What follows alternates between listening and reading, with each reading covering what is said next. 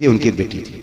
वो कहने लगी अब्बा रोज तुम जाते हो दूध चढ़ाने के लिए, इस बार हमें जाना है। इत्तेफाक से वहीं से गुजर हो जाता है अजमेर वाले खाजा का। सरकार गरीब नवाज ने बच्ची को देखा, फरमाने लगे क्या बात है, क्या बात है बेटी। बच्ची ने सर उठाया, कहा तुम्हें क्या मतलब बाबा, आप चेहरे से मुसलमान लगते हो, ये हमारा मसला है, आपका क्या मसला है। कहा बताना शायद मैं तेरे काम आ जाऊं। उसने कहा सुनो बाबा, मैं यहाँ पे इसलिए आई थी ताकि अपने भगवान को दूध पिला सकूं, लेकिन ये नाराज है, मेरी सुन नहीं रहे हैं, इसलिए मैंने कसम खाई है जब तक ये दूध पी नहीं लेंगे उस वक्त तक मैं सर मारती रहूंगी, भली मेरी जान चली जाए। कहते हैं बस इतनी सी बात, अल्लाह अकबर देख के गरीब नवाज को। वो ये भी तो कह सकते थे बेटी ये पत्थर की मूरत है, ये दूध नहीं पीती है, वो ये भी कह सकते थे कि ये खाते पीते नहीं है। आप कहते हैं बस इतनी सी बात, इसको दूध पिलाना है। कि आगे बढ़े, फरमाने लगे दूध पीता क्यों नहीं है, जब बच्ची कह रही है मान क्यों नहीं लेता है। कोई जवाब नहीं आया। कहा देखो फिर भी नहीं पी रहे हैं। आगे बढ़े गरीब नवाज, कान पकड़ के ऐसे बैठे, कहा पीता है कि नहीं, पत्थर में जाना कहीं हाथ बढ़ा के दूध पीना शुरू कर दिया। नारे तकबीर, नारे रिसालत, खाजा का हिंदुस्तान, खाजा का हिंदुस्तान, नारे तकबीर। दूध पीना शुरू कर दिया। अब बच्ची खुशी खुशी घर चली गई। हमारा समाज भी बड़ा अजीब है, ये जाहिर देखता है, बातिल कतई नहीं झांकता। सुनना जरा दिल पे हाथ रख के, अल्लाह की नस्लों को परवान चढ़ाए, आपके खजाने अलल्ले तलल्ले भरे। हाँ ये मैंने मुहावरी जबान इस्तेमाल की है, कमी ना पड़े तुम्हारे खजाने में। लेकिन सुने, जब पलट के निकली ना तो लोग दिमाग लगाने लगे। कुछ ठलुए होते हैं जिन्हें दिमाग ही लगाने का काम है। जितने निकम्मे निठल्ले बेरोजगार हैं वो भविष्यवाणी करते हैं। सभी की भविष्यवाणी बाबा मोदी जी की करते रहते हैं। जिन्हें घर चलाना नहीं आता वो देश चलाने की बात करते हैं। जिसका अपने बेटे का पता नहीं किधर है, वो कहता आपके ये सीट निकल रही है। सुबह से शाम तक बिला बजे की चाय पी रहा बैठा हुआ, कोई काम नहीं है। क्या वो सरकार आ रही है भाई, आपके वो आ रही है, बताओ उनकी तो आ रही, तेरी कब आ रही है भाई। तो कुछ बेरोजगार लोगों को सिर्फ अनुमान और तनकीद का ही मौका रहता है। बेरोजगार जिन्हें कोई काम नहीं, वो तनकीद करते रहते हो। देखो देखो भी फला की बेटी निकल के गई है अभी, और ये दिन छुपे से पहले ना गई। ये बैठ के बातें करते रहे, दिन छुपे से पहले नहीं आनी है। एक तो कहेगा 8 दिन से देख रहे हो, और यही देख रहे हो कि रोज 9 बजे जाती है और दिन छुपे आती है। बेगैरत जाके तो देख यार, ये भी तो हो सकता है इसकी मजबूरी इसे लेके जाती हो। देखना ऐसा भी तो हो सकता है ये माँ के इलाज के लिए कहीं जाके काम करके पैसे लाती हो। हम किसी की मजबूरी दूर नहीं कर सकते, अलबत्ता उसे जलील करने की कोशिश करते। जब तक कोई बात पूरी तहकीक से मालूम ना हो जाया करे ना तो जीव ना चलाया करो, वरना अल्लाह कल्ले तोड़ देगा।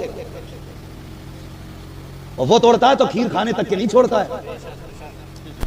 इन्हें कल्लों को लिमिट में चलाया करो, खाली बैठ के अनुमान ना लगाया करो। फलां की बेटी है कहाँ गई है, देख तो सही यार, भाई कमाने वाला नहीं है, बाप नहीं है, अंदर जाके तो देख शायद माँ बीमार लेटी होगी, घर में फाका होगा। ये भी तो हो सकता है कहीं से रोजी तलाश करने गई हो। अल्लाह अकबर, किसी पे तनकीद ना किया करो। पंडित की बेटी पलट के आई, लोग दिमाग लगाने लगे, लगता है पंडित की बेटी ने आज इज्जत लुटवा दी है, इसके कपड़े खून में भीगे हुए हैं, चेहरा लहूलुहान है, लगता है ज्यादती की गई है। उससे कहा क्या हुआ बेटी, उसने कहा कुछ नहीं। कहा ये क्या हाल बनाया है, उसने कहा कुछ नहीं, बस अपने भगवान को मना के दूध पिला के आई हो। सब हैरत में थे, कब पागल हो गई है लड़की, ये कहती दूध पिला के आई हो, पत्थर के खुदाओं ने कभी दूध नहीं पिया है, ये कैसे कह सकती है। बच्ची ने कहा मैं दूध पिला के आई हूं। लोगों ने बातें करना शुरू कर दी। पंडित के घर तक बेटी पहुंची, लोग पीछे पीछे थे। देख पंडित तेरी बेटी ने मुंह काला किया है, इतना बड़ा झूठ बोल रही है, अपने ऐब को छुपाने के लिए कहती है कि मैंने दूध पिलाया है भगवान को। जैसी पंडित से इतनी बात कही है, पंडित कहता बेटी मैं तेरा बाप हूँ, मेरी इज्जत का ख्याल कर, मेरी शहजादी झूठ न बोल, सच बता क्या हुआ, चोट लग गई है, कहीं से गिर गई है। कहा नहीं अब्बा दूध पिला के आई हूँ।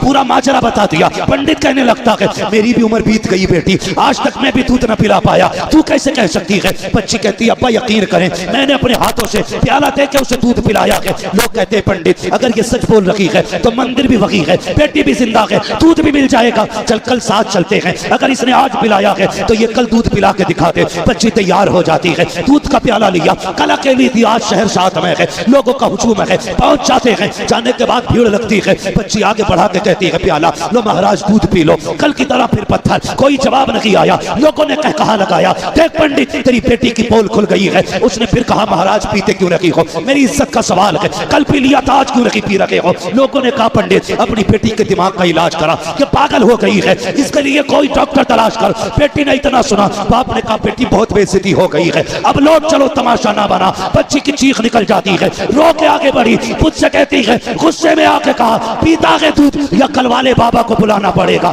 या कल वाले को बुलाना पड़ेगा। इतना कहना था, उसने दूध पीना शुरू कर दिया है। लोग कहते हैं बेटी बता तो सकी ये कल वाला बाबा कौन है, कौन था जो कल आया था जिसके डर से इसने दूध पी लिया है। बच्ची ने कहा मैं ये तो नहीं जानती, लेकिन इधर से गुजर के गया है। लोगों ने तोड़े लगा दी, एक पेड़ के नीचे मेरा गरीब नवाज बैठा है, कहा यही बाबा है जिसके कहने से दूध पिया था मूरत ने। लोग कदमों पे गिर जाते हैं, कहते महाराज हमें अपनी पूजा की इजाजत दे, हम आपकी इबादत करना चाहते हैं। गरीब नवाज ने कहा खबरदार, मेरी इबादत की जरूरत नहीं है, उसकी इबादत करो जिसने गरीब नवाज जैसे को दुनिया में पैदा फरमाया। नारे तकबीर, नारे रिसालत, नारे रिसालत, हज़रत अल्लामा मुफ्ती हम्माद साहिब क़िबला, नारे तकबीर। दो चीजें, ये है हमारा इलाज। इससे पहले चल रहा था ऑपरेशन, आपकी मर्जी है किस चीज से समझना है।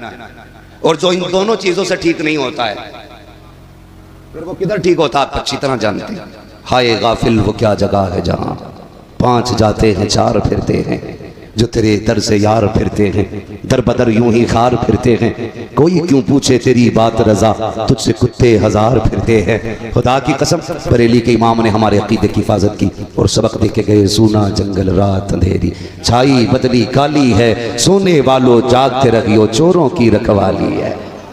सोने वालों जागते रहियो चोरों की रखवाली है। और मेरा मुर्शिद सैयदी सरकार ताजुश शरिया अल्लामा अख्तर रज़ा खां एक ऐलान करके गए। अभी सब गौसे पाक के सिलसिले में शामिल हुए थे ना, सबने गौसे पाक के हाथ में दिया ना हाथ अपना।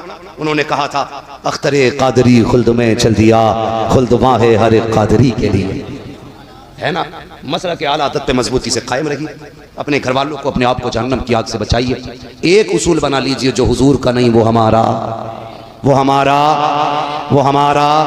अगर कोई कहे जी मैं भी मानता हूँ, मैं भी नमाज पढ़ता हूँ, मैं भी कुरान पढ़ता हूँ, मानता हूँ ना हुजूर को, तो क्या बता मानता कैसे है? ऐसे मानता जैसे बरेली वाले मानते हैं, या ऐसा मानता जैसे कि रशीद अहमद गंगोई मानता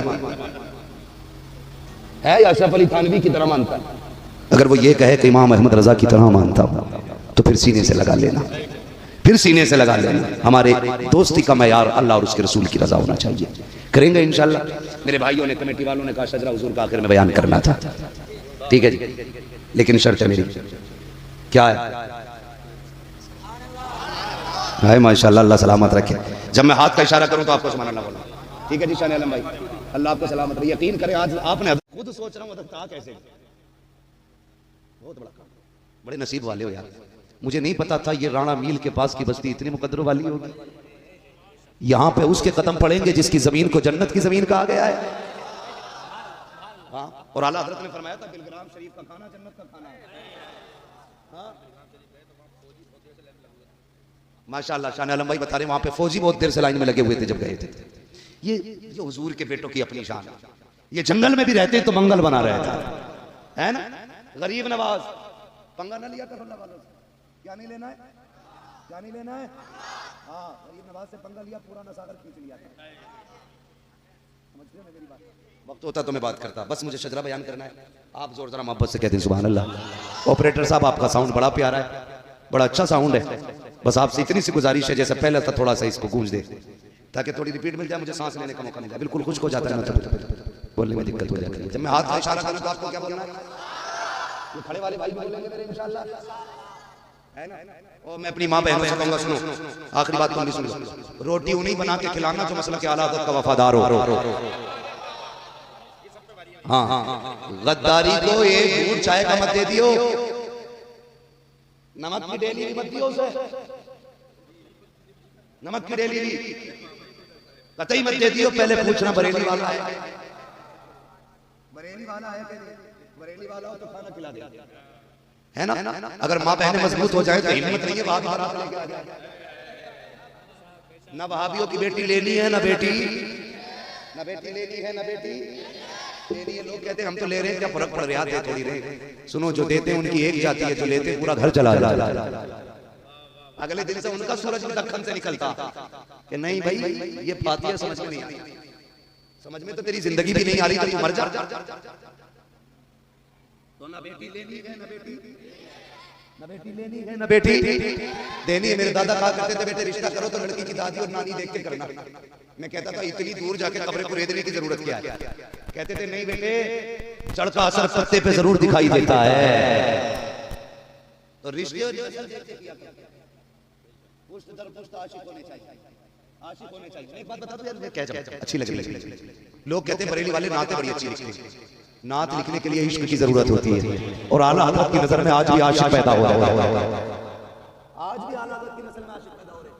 ला के दिखाए ना कोई शेर ऐसा, दागे फुरकते तैबा कल्ब मुज़हर मिल जाता, काश गुंबदे खज़रा देखने को मिल जाता। ऐसी शायरी ला के दिखाए ना कोई, क्या इश्क था क्या दर्द था। तो मेरी गुजारिश है बहनों से, रोटी अगर देनी है मसलक वालों को देनी है, ठीक है।